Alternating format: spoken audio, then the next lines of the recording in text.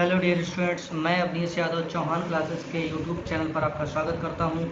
आज मैं स्टूडेंट्स लेकर के आया हूं यूपीएसआई के 500 क्वेश्चन सीरीज को। तो आज हम बात करेंगे 500 क्वेश्चन सीरीज में कुछ क्वेश्चंस हम आपके साथ लेकर के आया हूं, और ये 500 क्वेश्चंस को आप करेंगे तो आपको खुद पे खुद पता चल जाएगा कि आपकी कितनी तैयारी हो चुकी है और कितना और हमें करना है। समझ में आ रहा है? तो आगे देखेंगे, सबसे पहले क्वेश्चन की तरफ बढ़ेंगे और ये क्वेश्चन आपके पास कह रहा है कि निम्नलिखित में से कौन सी रूट संख्या है। तो सबसे पहले इसमें रूट संख्या की बात करें तो रूट संख्या किसे कहते हैं आपको पता होना चाहिए, क्योंकि रूट संख्या जो होती है इसी को हम अभाज्य संख्या भी बोलते हैं। क्या बोलते हैं इसको? हमें अभाज्य संख्या बोलते हैं। तो आप देखेंगे 27 3 से कट जाता है। अच्छा, अभाज्य संख्या के बारे में पता नहीं है तो इसको देख लीजिएगा। अभाज्य संख्या वो संख्या होती है जो या तो एक से कटे या तो वो सिर्फ और सिर्फ स्वयं से कटे। किससे कटे? या तो वो एक से कटे या फिर वो स्वयं से कटेगी। तो आप देख पा रहे होंगे किसी दूसरे नंबर से नहीं कटेगी। 27 आपके पास मिल रहा है, 27 आपके पास 3 से कट जाएगा, 3 में 27 होता है, 17 3 51 होता है, 13 3 39 होता है। अब देखिए 3 3 सब कट जा रहा है, लेकिन 47 देखिए किसी से कट पा रहा है? नहीं कट पा रहा। तो यही हमारे पास कैसी हो जाएगी? रूट संख्या होगी। ये कैसे हो जाएगी मेरे पास? अभाज्य संख्या हो जाएगी। अगला क्वेश्चन देखेंगे यहाँ से। नेक्स्ट क्वेश्चन कह रहा है 3 रुपये 20 पैसे प्रति किलोग्राम के एक टेलकम पाउडर ए को 2 रुपये 90 पैसे प्रति किलोग्राम के टेलकम पाउडर बी के साथ किस अनुपात में मिलाया जाए ताकि मिश्रण का लागत मूल्य 3 रुपये 8 पैसे प्रति किलोग्राम हो जाए। कह रहा है कि हमारे पास 2 टेलकम पाउडर हैं, एक 3 रुपये 20 पैसे का है, एक 2 रुपये 90 पैसे प्रति किलोग्राम का टेलकम पाउडर है।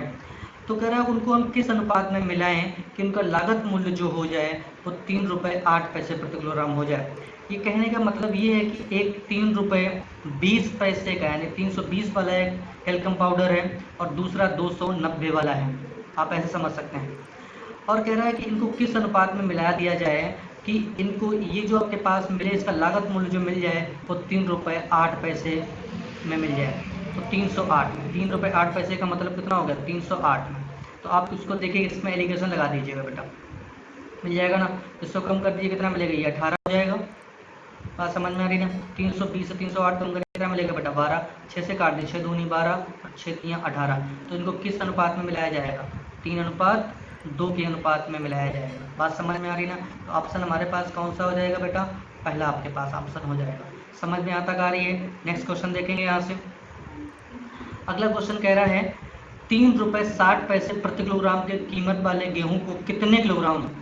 कह रहा है एक 3 रुपये 60 पैसे प्रति किलोग्राम का एक गेहूं है, उसको कितना मिलाया जाए? किसमें? 4 रुपये 20 पैसे प्रति किलोग्राम की कीमत वाले 8 किलोग्राम से।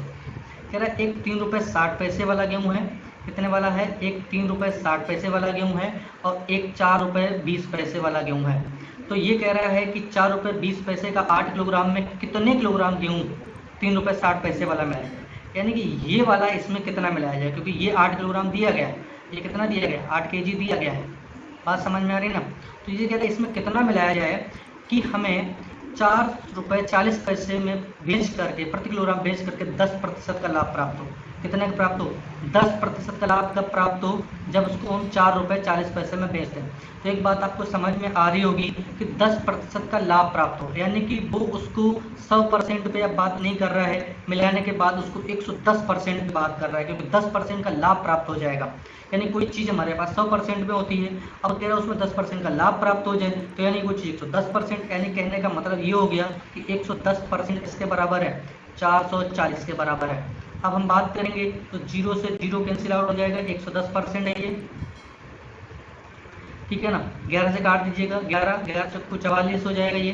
तो ये अपने पास 1% किसके बराबर हो जाएगा? 4 के बराबर हो जाएगा। तो 100% किसके बराबर हो जाएगा? 100% किसके बराबर हो जाएगा? ये आपके पास हो जाएगा 400 के।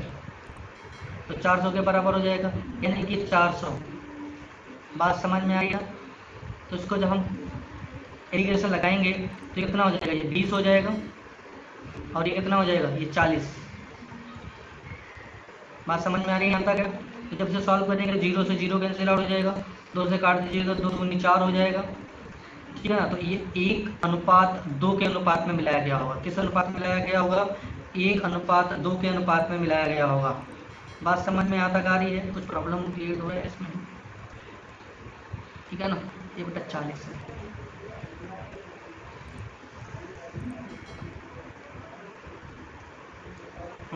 ये कितना था? इसको जब कितना 40 हो जाएगा तो ये आपके पास 0 से 0 कट गया, ये 2, तो यानी किस अनुपात में लाया गया होगा? 1:2 के अनुपात में लाया गया होगा ना, 1:2 के अनुपात में। तो यानी कि 2 कितने बराबर है? क्योंकि 4 रुपये 20 पैसे वाला कितना 8 किलो गेहूँ है, 8 kg गेहूँ है। तो आप बताइएगा 1 बराबर कितना हो जाएगा? अगर 2 बराबर 8 है तो 1 बराबर कितना हो जाएगा? 4 kg। बात समझ में आ रही ना? 4 kg हो जाएगा। तो अब एक बात समझ में आ रही होगी यहाँ से कि कितने रुपए, 3 रुपये 60 पैसे वाला कितना गेहूँ मिलाया जाना चाहिए? 4 किलोग्राम। क्या मिलाया जाना चाहिए? 4 किलोग्राम। अगला क्वेश्चन आपके पास क्या कह रहे हैं? कह रहा है 1 सेकेंड में 1 सेकेंड 1 मिनट का कितना दशमलव है? 1 सेकेंड 1 मिनट का कितना दशमलव है? इतना बहुत सिंपल सा क्वेश्चन आपके पास है। अच्छा, 1 मिनट में कितना, 1 मिनट में 1 मिनट में कितना सेकंड होता है? 60। अब कह रहा है कि 1 सेकेंड 1 मिनट का कितना दशमलव है, यानी कि 1 सेकेंड 1 मिनट का, तो 1 बटे 60 हो जाएगा। इसको जब सॉल्व करेंगे हम पॉइंट लगाएंगे और ये कितना हो जाएगा बेटा? 0 हो जाएगा। अब कितना हो गया? 10। अभी भाग जाएगा नहीं जाएगा, फिर क्या करेंगे? वक्त है 0, फिर 0 लगाएंगे और अब कितना हो गया? 100। अब इसे 0 से 0 काट दीजिए यहाँ से, अब तो काट लीजिए इसे। 6 एकम 6, 6 बन जा 6, 6 एकम 6 कितना बचेगा? 4, 40, 6 छक 36, 6 छक्का 36, कितना बचेगा? 6, 0.066। कौन सा आपके पास आंसर हो जाएगा? 0.066, 0। ठीक है ना। नेक्स्ट क्वेश्चन देखेंगे यहाँ से। ये क्वेश्चन आपके पास कह रहा है, ये बहुत ही सिंपल सा क्वेश्चन आपके पास दे रहा है, इसको जब सॉल्व करना है, सिंप्लीफिकेशन क्वेश्चन आपके पास दिया गया है। इसको देखेंगे, ये कितना लिखा हुआ है? 72 है, ये 72 है, प्लस ये कितना लिखा गया? 12 3 36 है, प्लस 3 बटे कितना दे रहा है बेटा?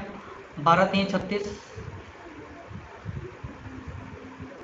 प्लस 81, इससे काट दीजिएगा, 9 9 जा, तो 9 9 में 81, कितना मिलेगा? 9। जब इसे सॉल्व करेंगे तो 72 यानी कि 3 और 6 3 9 2 11, 11 हासिल 1, तो कितना हो जाएगा? 3 और 1 4 और 7 4 11, यानी 111 बटे 36 और 9 45। इसे काट दीजिएगा, 45 से काट दीजिएगा, डायरेक्टली कट जाएगा ना, काट दीजिएगा।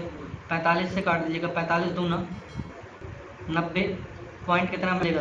190, कितना बचे? 21, पॉइंट लगाएंगे, पॉइंट लगाएंगे कितना हो जाएगा? ये हो जाएगा 21 यानी 210, यानी 45 चौकू 180, यानी आप देख पा रहे हैं कि 4.2.4, यही आपके पास आंसर है। ठीक है ना, इसे कर पाएंगे। नेक्स्ट क्वेश्चन देख लीजिएगा यहाँ से। दो संख्याओं का महत्तम सरभाजक 4 है, यानी कि महत्तम सरभाजक का मतलब आप समझ पा रहे हैं ना? मासा, यानी कि इसका जो मासा दे रहा है वो कितना दे रहा है? 4 है, तथा लघुत्तम समापवर्तक यानी कि जो लासा दे रहा है वो कितना दे रहा है? 25। तो अन्य और कह रहा है, सॉरी, उसका लासा जो दे रहा है लघुत्तम समापवर्तक 150, कितना बेटा है? 150, कितना दे रहा है बेटा है? 150 दे रहा है। और आगे रहा एक संख्या, और जो संख्या दे रहा है, ठीक है ना, वो कितने दे रही है? 25। तो आपको एक फार्मूला आपने पढ़ा होगा कि लासा में गुणे मासा बराबर पहली संख्या में गुणे दूसरी संख्या, और ये आपके पास मान लीजिए पहली संख्या दी गई है, ठीक है ना। तो आपके पास लासा कितना दिया गया? 150 है, गुणे मासा कितना दिया गया? बट के 4 है, पहली संख्या कितनी दी गई है? 25 है, और दूसरी संख्या आपको पास पता करनी है। तो पाठ दिए 25 छक्का 150 और 6 चौको 24, तो दूसरी संख्या कितनी हो जाएगी? 24। बात समझ में आ रही है यहाँ तक है? दूसरी संख्या कितनी हो जाएगी बेटा? 24 हो जाएगी। नेक्स्ट क्वेश्चन देखिएगा यहाँ से, कह रहा है कि इतना प्यारा क्वेश्चन यहाँ से है, देखिए यहाँ से दो संख्याओं का महत्तम समापवर्तक 25 है। दो संख्याओं का महत्तम समापवर्तक कितना दिया गया है? मासा। तो महत्तम समापवर्तक कितना दे रहा है बेटा है 25 दे रहा है। और उनके लघुत्तम समापवर्तक के दो अन्य गुणक, यानी कोई संख्या है और उसका मासा 25 दे रहा है और लघुत्तम समापवर्तक के दो अन्य गुणक जो दिए गए हैं, जो लासा दिया गया है, आप देख पा रहे होंगे कि लासा जो होगा वो कह रहा है कि इनके अन्य गुणक जो दिए गए, एक 14 है और 15 है, 17 है सॉरी, अन्य गुणक। यानी कि मासा में तो आपके पास मासा तो आपके पास कंप्लीट हो ही जाएगा और लासा देखा जाए कि दो अन्य गुणक, यानी मासा तो कॉमन फैक्टर होता है। बात समझ में आ रही ना? तो यानी इसका लासा जो पूरा मिल जाएगा कितना 17 में गुणे, और ये तो कॉमन था, ये क्या था, ये तो कॉमन है। बात समझ में आ रही ना? अब कह रहा है कि बड़ी संख्या कौन सी होगी, तो आप अगर दो गुणक आपके पास दे रहे तो 25 तो सबका मल्टीप्लायर था ना, तो यानी कि ये आपके पास जो हो जाएगी, ये कैसी हो जाएगी, छोटी संख्या हो जाएगी, छोटी संख्या का अनुपात हो जाएगा। और ये क्या हो जाएगा, बड़ी संख्या का अनुपात हो जाएगा, बड़ी संख्या का अनुपात हो जाएगा। बात समझ में आ रही ना? बात समझ में आ रही ना यहाँ तक? तो ये तो दोनों से कॉमन है, ये तो दोनों का कैसा है, कॉमन है। तो आप क्या समझेंगे इसको ये तो आपके पास दोनों कॉमन है तो बाद में कट जाएगा ना, तो आप देख लीजिएगा। तो अब हमारे पास क्या पता करना है, बड़ी संख्या कौन सी है। तो बड़ी संख्या आपके पास जो मिलेगी, बड़ी संख्या क्या मिलेगी, लासा में गुणे मासा बटे छोटी संख्या, ये मिलेगा ना। तो जब इसे सॉल्व करेंगे हम तो ये कितना हो जाएगा, लासा आपके पास कितना दे रहा है 14 है, में गुणे ये कितना दे रहा है बेटा 17 है, में गुणे 25 बटे छोटी संख्या आपके पास कितनी हो जाएगी, छोटी संख्या कितनी है 14 है, और में गुणे आपके पास ये तो मासा तो दोनों कॉमन मिलता ना, तो ये कितना हो जाएगा बेटा, समझ में आ रहा है ना यहाँ तक है। लासा और इंटू ये कितना, लासा लिखा था ना तो मासा भी लिख दीजिएगा 25 और इंटू ये 25, तो 25 से 25 कैंसिल आउट हो जाएगा, 14 से 14 कैंसिल आउट हो जाएगा, ये कितना मिलेगा 17 में गुणे 25 कितना होता है 17 अपना 85, 17 अपना 85 के पास ये मिल जाएगा, कर दीजिएगा 17 अपना 85, 8 बजेगा, 17 दूनी 34 और 34 और 8 42, 34 और 8 42। बात समझ में आ रही है यहाँ तक है, कर पाएंगे इसे। नेक्स्ट क्वेश्चन देखिएगा यहाँ से, कह रहा है एक थैले 305 रुपये की राशि, एक थैले में 305 रुपये की राशि 4:5:7 के अनुपात में 25 पैसे, 10 पैसे और 50 पैसे के सिक्के हैं। कितने कितने के हैं बेटा, 25 पैसे,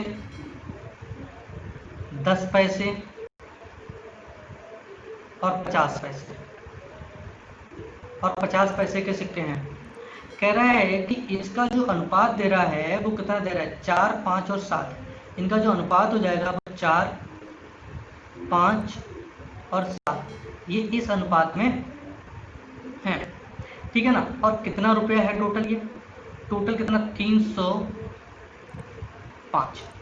अगर जो इसको हम पूरे को पैसे में कन्वर्ट कर लें, पैसे में कन्वर्ट कर लेना, तो 305 क्या है रुपये है ना, 305 रुपये है ना, तो आपके पास है 25 चौकी, यानी कि 25 पैसे के 4 सिक्के अगर जो होंगे आपके पास अनुपात में है ना, तो 100 अनुपात की वैल्यू है, कितना हो जाएगा ये 50, और ये कितना हो जाएगा 7 पना 35, 350 बराबर। इन रुपयों को हमने सबको किस में कन्वर्ट कर लिया, पैसे में कन्वर्ट कर लिया ना, ये भी पैसे 100 पैसे हो गए, ये भी कितना हो गया 50 पैसे हो गए, ये भी पैसे, इसको पैसे में कन्वर्ट कर लें तो 305 में गुणे 100, क्योंकि एक रुपए में 100 पैसा होता है ना, तो 100 का गुणा कर देंगे ना, तो ये कितना हो जाएगा बेटा 350 और 50 400 यानी 500, यानी कि 500 पैसा बराबर कितना हो जाएगा 305 में गुणे 100, तो डबल जीरो से डबल जीरो कैंसिल आउट हो जाएगा, 5 से काट दीजिएगा, 5 छक्का 30, 5 एकन 5, तो एक बराबर कितना होगा बेटा 61, 1 बराबर 61। तो हमें किसके पैसे चाहिए, हमें सबके पैसे के पैसे चाहिए, तो 4 बराबर कितना हो जाएगा 4 एकन 4 और 4 छंग 24, कितना होगा 244, इसका चाहिए हमें, तो ये कितना हो जाएगा 5 एकन 5 और 6 पंचे 30। बात समझ में आ रही है ना, 244 305 किस में आ रहा है, इसमें आ रहा है ना, तो यानी यही हो जाएगा। इसको भी निकालना हो तो इसको भी निकाल लीजिएगा, इसको निकालना है तो 7 एकन 7 और 7 छंग 42, 427। बात समझ में आ रही है यहाँ तक? तो आपके पास आंसर आपके पास कौन सा हो जाएगा बेटा? बी हो जाएगा। नेक्स्ट क्वेश्चन देखिएगा यहाँ से, कह रहे हैं कि एक ट्रेन 90 किलोमीटर प्रति घंटे की रफ्तार से चलती है। एक ट्रेन 90 किलोमीटर प्रति घंटे की रफ्तार से चलती है और ये 1 मिनट में प्लेटफॉर्म को पार कर जाती है। अगर ट्रेन और प्लेटफॉर्म की लंबाई बराबर हो तो ट्रेन की लंबाई का पता लगाएं। क्वेश्चन कह रहा है कि एक ट्रेन है जो कि 90 किलोमीटर प्रति घंटे की रफ्तार से जा रही है। कितने में?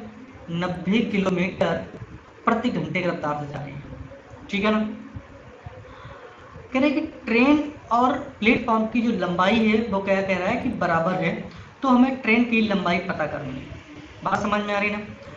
तो हम सबसे पहले इस चाल को क्या करेंगे, मीटर प्रति सेकंड में चेंज कर लेंगे।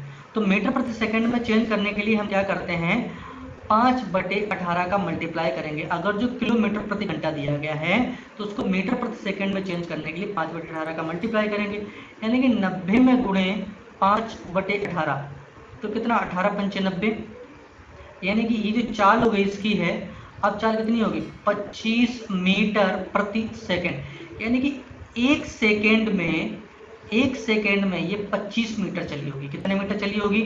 25 मीटर चली होगी। एक सेकंड में कितना चली होगी? 25 मीटर चली होगी। और 1 मिनट में प्लेटफॉर्म को पार करती है। 1 मिनट में कितना सेकंड होता है, यानी कि 60, यानी कि 60 सेकंड में ये कितना चली होगी, 60 में गुणे 25, तो 25 छक्का 150, यानी कि 1500 मीटर। कितनी चली होगी?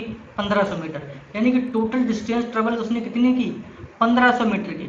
और कह रहा है कि 1500 मीटर किस किस की लंबाई है यहाँ पर है, क्योंकि जो ट्रेन ने प्लेटफॉर्म को पार किया होगा, ट्रेन ने खुद की भी लंबाई पार की होगी, वो प्लेटफॉर्म की लंबाई पार की होगी, तो यानी कि दुगनी लंबाई पार की होगी, तो यानी ट्रेन की लंबाई कितनी हो जाएगी, बटे 2 कर दीजिए, कितना हो जाएगा, 750। बात समझ में आ रही है यहाँ तक है? बात यहाँ तक समझ में आ रही है ना? नेक्स्ट क्वेश्चन देखिएगा, ये कह रहा है कि एक लड़की, अगला क्वेश्चन है यहाँ से, कह रहा है एक लड़की 5 किलोमीटर प्रति घंटे, 10 किलोमीटर प्रति घंटे और 15 किलोमीटर प्रति घंटे की रफ्तार से कुल 55 मिनट में 3 समान दूरियां तय करती हैं। यानी कि हमें एक बात पता है कि चाल बराबर क्या होता है, दूरी बटे समय। तो इसको हम समय बराबर भी तो कह सकते हैं, समय बराबर भी तो कर सकते दूरी बटे चाल। बात समझ में आ रही ना? तो कह रहे समान दूरी, तो दूरी कांस्टेंट है ना, समान दूरी तय कर रहे सभी, इसको बना, तो कितना हो जाएगा, कह रहा है कि 5 किलोमीटर, कितना दूरी, तो दूरी कितना, 1 यूनिट, 1 यूनिट मान लेते हैं उसको हमें, 1/5 प्लस, अब कह रहे दूसरी दूरी कितने है, 10 किलोमीटर प्रति घंटे, तो फिर उतनी दूरी तय करता है 1/10 प्लस 1/15, और कितने समय में, टोटल कितना समय लग रहा है, ये समय तो निकाल लेते ना, समय बराबर दूरी बटे 1 यूनिट चलिए ना, दूरी बटे समय, दूरी बटे चाल, दूरी बटे चाल, दूरी बटे चाल, तो आप समझ रहे 1 यूनिट बराबर, ये 1 यूनिट है, तो कितना, 55 मिनट में, 55 मिनट में, तो लेकिन ये हमारे किलोमीटर प्रति घंटे में दी गई, तो इसको घंटे में चेंज कर लीजिएगा, तो 55 मिनट यानी कि 55/60।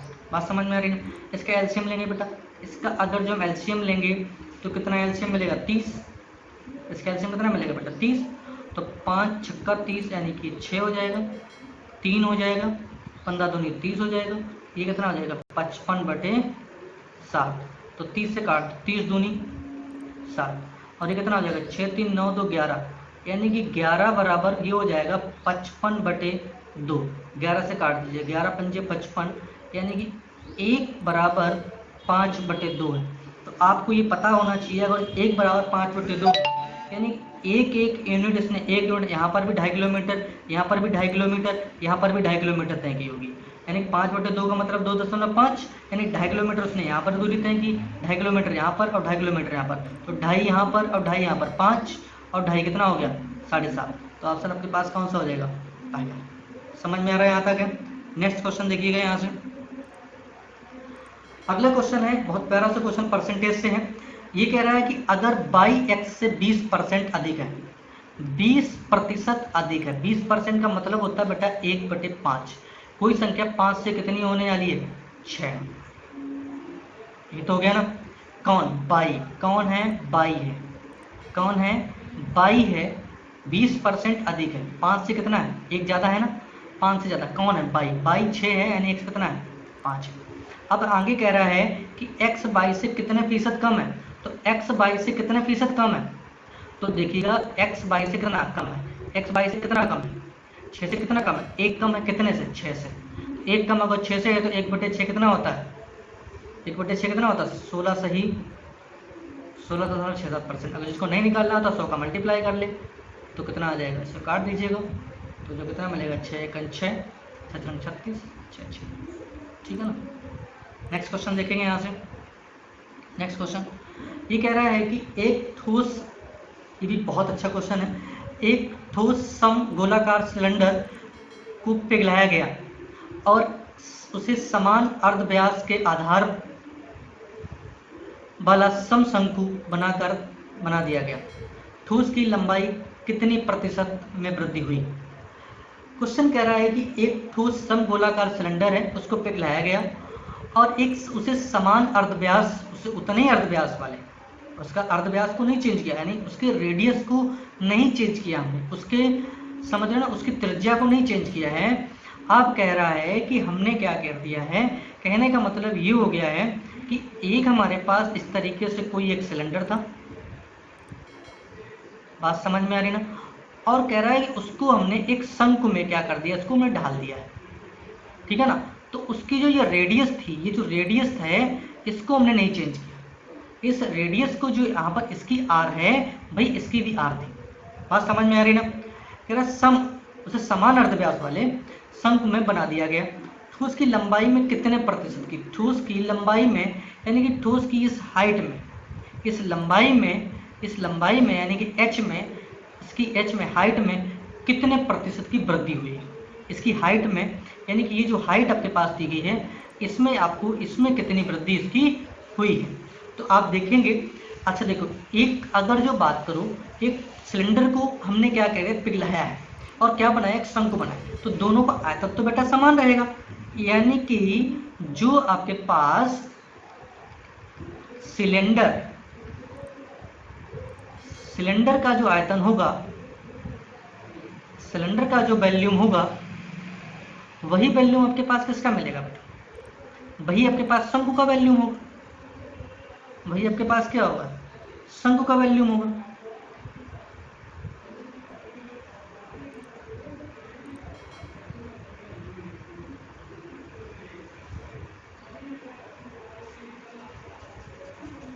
थोड़ा सा प्रॉब्लम क्रिएट हुई है यहाँ पर।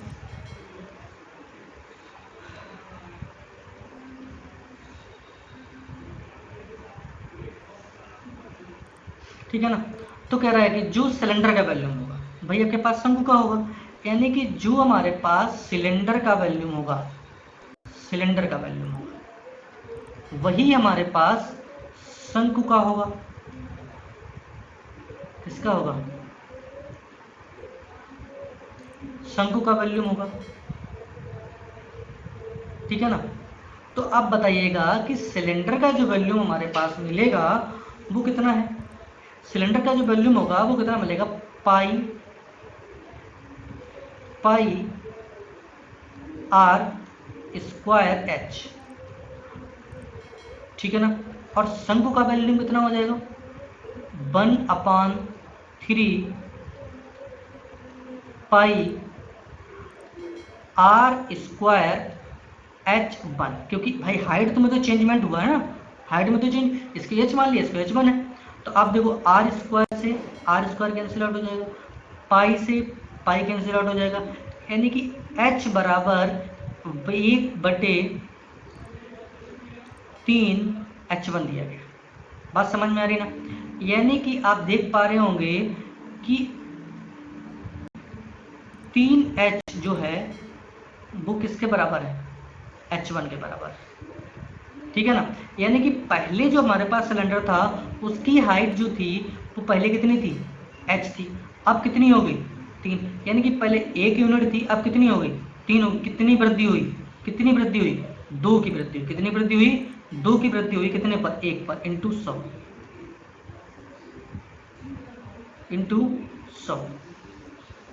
बात समझ में आता आ रही है। तो कितना हो जाएगा बेटा 200%। कितना हो जाएगा ये 200% हो जाएगा। कितना हो जाएगा बेटा ये 200% हो जाएगा। ठीक है ना। तो नेक्स्ट क्वेश्चन देखिएगा यहाँ से कह रहा है, ये बहुत प्यारा क्वेश्चन है, यहाँ से इसको देखेंगे आप। अब अच्छे क्वेश्चन कुछ आए हुए हैं, इनको देखें, परसेंटेज से बहुत अच्छे क्वेश्चन आपके पास मिलने वाले हैं। कि अगर जो पी क्यू के 20% के बराबर है, सॉरी, अगर क्यू पी के 20% के बराबर है, क्यू जो है वो क्या कह रहा है, पी के 20% के बराबर है, पी के 20% के बराबर है, यानी कि पी के 20% का मतलब समझ रहे ना, 1/5। ठीक है ना। ठीक। अगर आर क्यू के 30% के बराबर है, और आगे क्या कह रहा है कि आर जो है वो क्यू के 30% के बराबर है, और 30% को क्या लिख सकते हैं, 3/10। तो 3/10 बात समझ में आ रही ना। अब आगे कह रहा है कि आर के 30%, कौन सा विकल्प आर के 30% के बराबर है। अब पूछ क्या रहा है कि आर के 30% के बराबर, यानी कि आर के 30% के बराबर, यानी कि आर के 30% के बराबर है। तो आर के 30%, और हमें आंसर किसमें चाहिए, पी के टर्म में। तो हम क्या करेंगे, इस क्यू वाली जो वैल्यू है, इस क्यू वाली वैल्यू को हम पी के टर्म में है यहाँ पर रखते हैं। तो ये हमारे पास कितना हो जाएगा, इसको हम लिख सकते हैं P/5 क्यू की जगह पर। तो ये हो जाएगा इसको लिख सकते हैं P/5, सॉरी, ये P/5 हो जाएगा इंटू 3/10। समझ में आ रहा है। तो आर के 30%, तो आर कितना हो जाएगा बेटा, P/5 में गुणे 3/10 में गुणे 30%, यानी कि 3/10। ये प्रॉब्लम क्रिएट हो रहा है कुछ।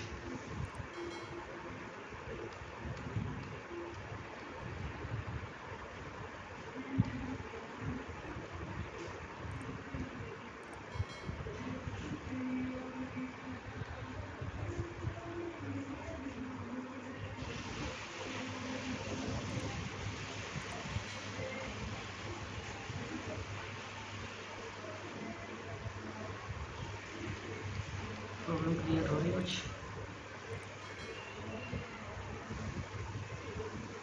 देखिए, तो हमने क्या देखा कि R जो बराबर है वो P/, तो R के 30% के बराबर, तो R के 30% के बराबर निकालना है। तो यानी R तो आपके पास ही हो गया, तो यानी कि P/5 में गुणे 3/10 में गुणे 30%, ये तो कह रहा है ना, में इंटू 30% की बात कर रहा है। तो इंटू 30% की बात करेंगे हम, तो इसको लिख सकते हैं हमें 3/10, 3/10 लिख सकते हैं ना। तो इसका क्या कर सकते हैं हम, इसको हम लिखा जा सकता है P, दिक्कत आ रही है इसमें,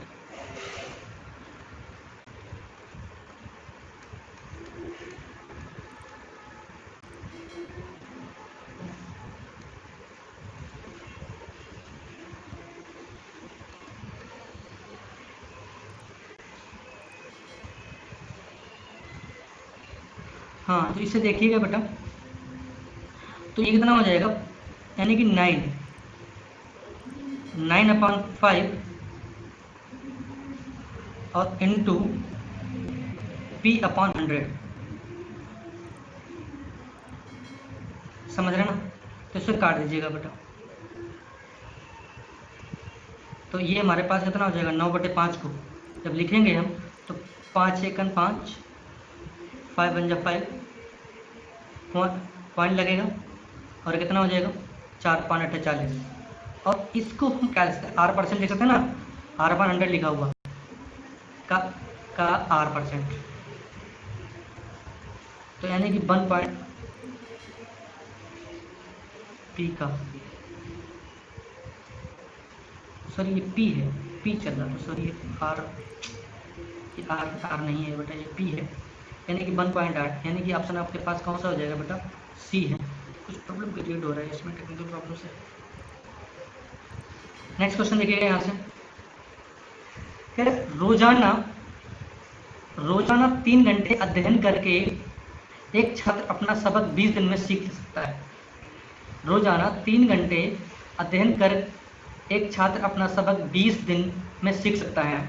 यदि वो रोजाना 4 घंटे अध्ययन करे तो यही सबक कितने दिन में सीख सकता है।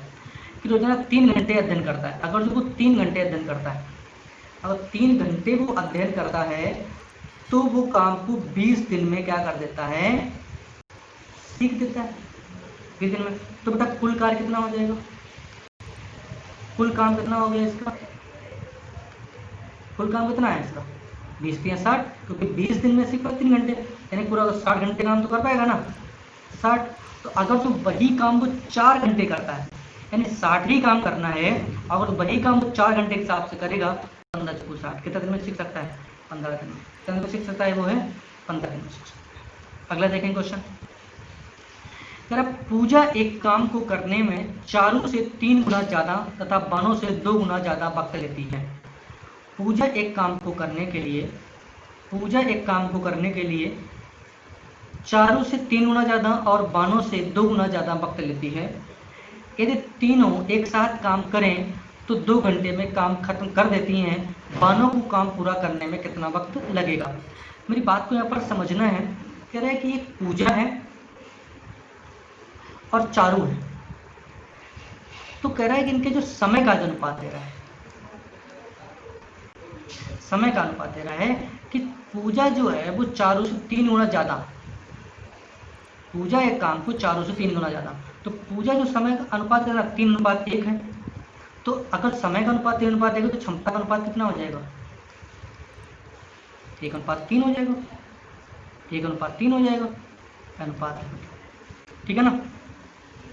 आगे क्या कह रहे हैं, और बानों से 2 गुना ज़्यादा समय लेती है। और जब वही काम पूजा और बानों करते हैं तो ये कह रहा है कि पूजा जो है, अब समय का अनुपात कितना, 2:1 है, अनुपात है बेटा, 2:1 है। तो क्षमता का अनुपात कितना हो जाएगा, 1:2 हो जाएगा। तो इनकी क्षमताएं निकाल लीजिए कंप्लीट। तो आपके पास यहाँ पर आपके पास बानों, पूजा और चारू, पूजा और चारू का जो अनुपात क्षमताओं का है वो कितना है, 1:3 है। पूजा और बानों का जो अनुपात है वो 1:2 है। पहली बात तो ये है कि अगर ये दोनों समान हैं तो ऐसे लिख दीजिएगा 2:1:3। तो इनकी क्षमताएं, ये क्या मिल गया, ये क्षमताओं का अनुपात मिल गया। किसका मिला है, ये क्षमता का अनुपात मिला। किसका मिला बेटा है, ये क्षमताओं का अनुपात मिला। अब कह रहा है कि अगर तीनों एक साथ काम करें, यदि तीनों एक साथ काम करें तो 2 घंटे में काम खत्म कर देती हैं। अगर तीनों एक साथ काम करें तो तीनों क्षमताएं, यानी अपनी क्षमता से काम करेंगे तीनों, तो तीनों क्षमता कितनी है, 2 और 1 3 और 1 3 6। अगर तीनों, यानी कि यहाँ से कह रहा है कि अगर जो पूजा, बानों और चारू तीनों काम करें तो कितने दिन में कर सकते हैं, तो कर 2 घंटे में कर सकते हैं, 2 घंटे में। इनकी क्षमताएं कितनी है, इनकी क्षमता कितनी है, 2 घंटे में कर सकते हैं। तो कुल कार्य कितना होगा, कुल कार्य कितना हो गया, कुल कार्य कितना हो गया, कुल कार्य कितना हो गया। इसको थोड़ा प्रॉब्लम क्रिएट हो रहा है, कल कुछ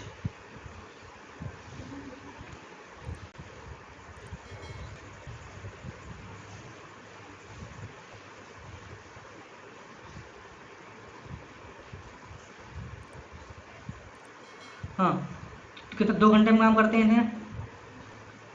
अगर जो वो 2 घंटे में, तो ये कह रहा है कि अगर जो वो अपनी क्षमता, कितनी क्षमता, 6 की क्षमता है, तो कुल कार्य कितना होगा, टोटल वर्क कितना हो जाएगा, टोटल वर्क कितना होगा बेटा, तो टोटल वर्क कितना हो जाएगा, 2 घंटे काम करती हैं, यानी कि कितना हो जाएगा 6 दूनी 12, टोटल काम कितना करना था हमें 12।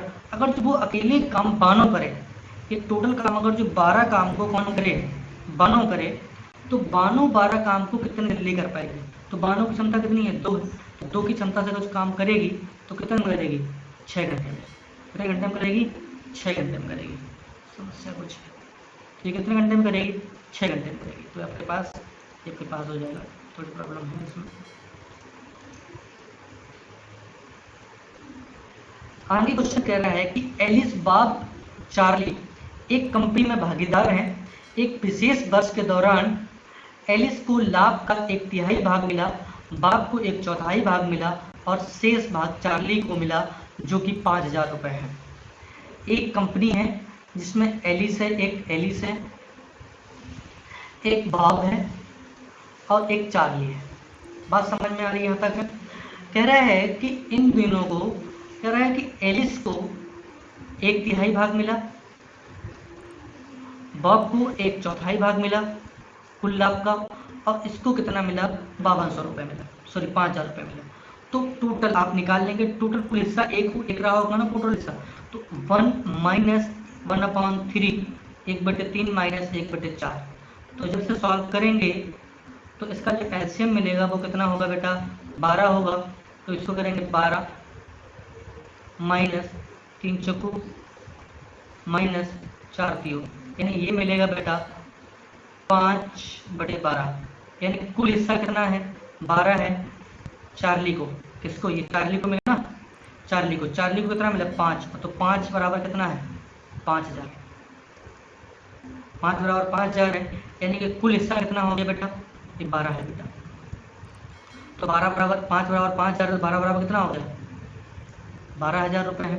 तो अब हमें पता क्या करना है, एलिस को कितना मिला, तो एलिस को कितना मिला 12,000 का 1/3, तो 12,000 का 1/3 हिस्सा करेंगे तो कितना मिलेगा 12,000 का 1/3 हिस्सा करेंगे हम, 12,000 का 1/3 हिस्सा करेंगे तो कितना मिलेगा 4,